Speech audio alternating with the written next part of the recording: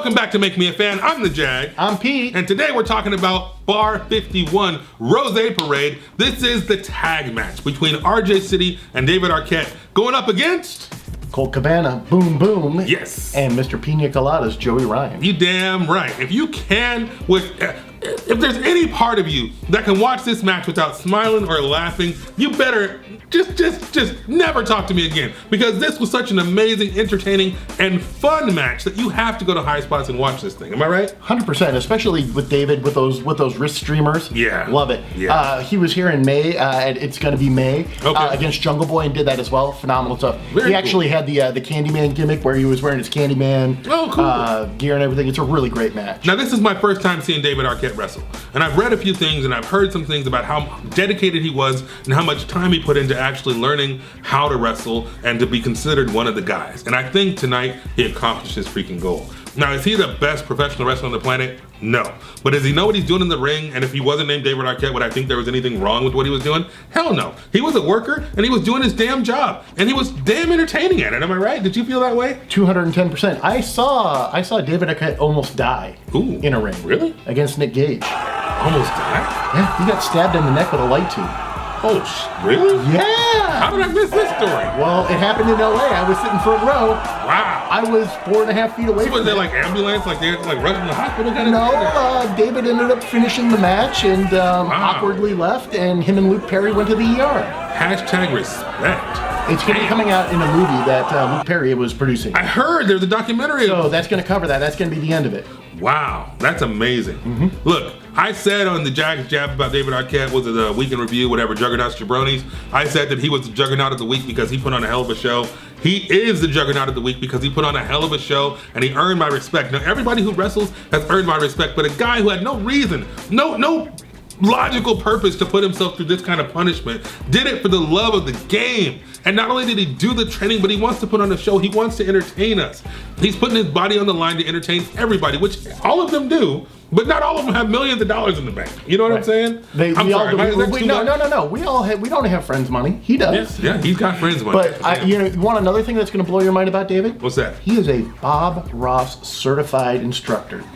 Wow. And you can do events with David where he'll come and teach you how to paint. Really? Just hang out and paint.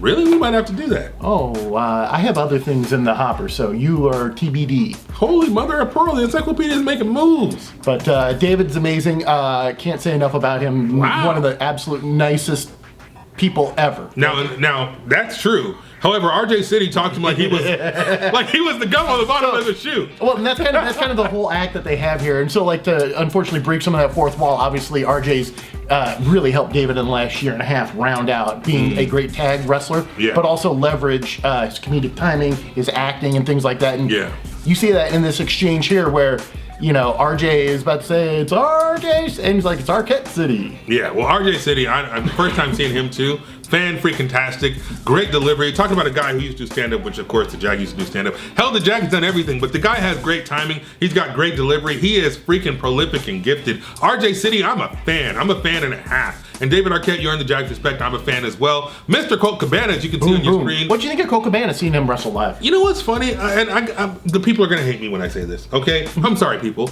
I missed the Colt Cabana train, okay? I don't know when it happened. It was during my wrestling hiatus. I didn't know Colt Cabana from Colt 45. You know what I'm saying? And that's not to disrespect Colt Cabana because I've read some of his accomplishments. The guy's been NWA World Champion. He had the 10 pounds of gold, for Christ's sake. He's still competing in NWA. He was television champion. He is not to be trifled with, people. But one thing that I appreciated about Colt Cabana and watching this match is he also has amazing timing and amazing storytelling. He's comedic, he's funny, but he also can kick butt in the ring. He knows what he's doing. It's kind of like what you said about comedy wrestlers. They have to have the skills to pay the proverbial bills before they can ever make you laugh. Am I right? 100%. All right, just making sure we're 100%. Yeah, he's got, you know, he's one of those guys that has a double masters. You know, it's not just to be a professional wrestler, it's to be a comedy wrestler, and that timing and that innate ability, and we see it in the, we won't show it as a picture here, but there's a time when they're doing those crisscrosses, and Colt goes, "Stop!" And just having the understanding of where somebody is in the ring while that's all happening. I mean, that takes a lot of skill and awareness. For sure. And you know what's funny too is I had a video, I don't know if we'll show it, but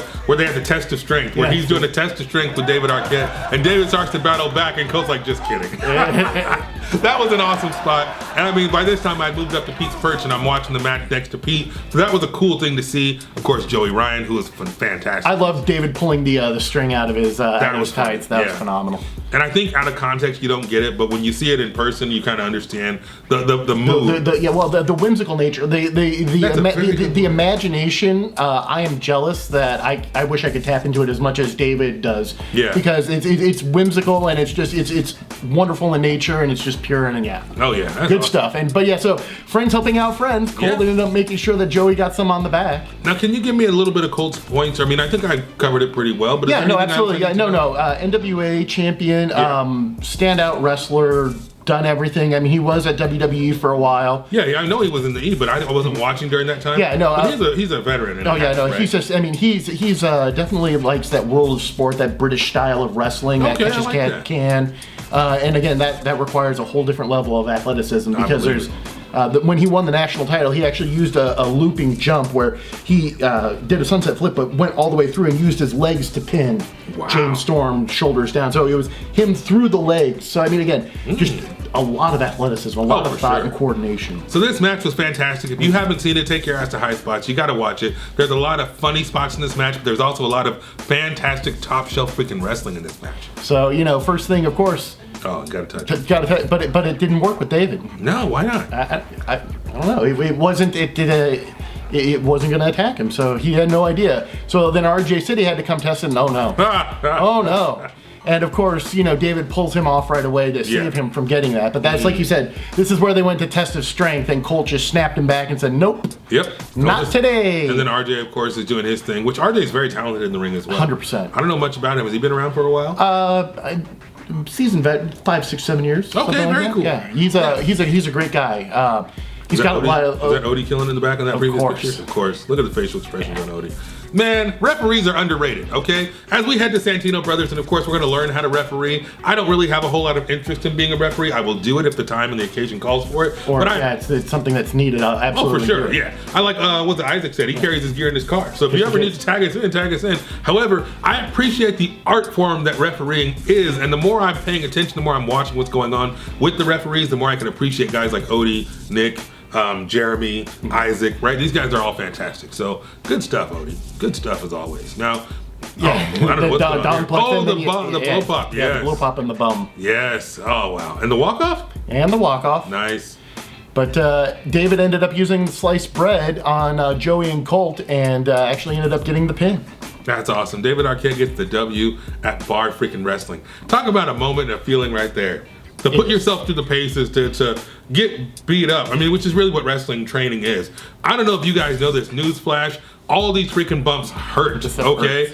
And to do it every day, day in and day out, hundreds of thousands of times, is something that you have to respect. I don't care who you are. If you can think of the worst wrestler in the world that you ever saw wrestle in a match, they still boo them and hate them, but they spent all that time. For sure. That's why everybody gets the Jags respect. But David Arquette gets my respect because he did it and he didn't crushed it. Yeah, and he looked great doing it. He killed all kinds. I mean, he killed it. So kudos to David Arquette. And of course, David, next time you come to Bar, if you have time to sit down with the Jag and the Encyclopedia, we would love to freaking interview you because we think you are prolific and gifted. RJ City, man, I got to talk to him too. Oh, I almost want to interview him more than David Arquette. I think that would be a great interview. Maybe we get both of them at the same time. That'd be pretty rad. RJ, Arquette City, is that what they call it? Arquette City. Hell yeah, Arquette City, ring our phone.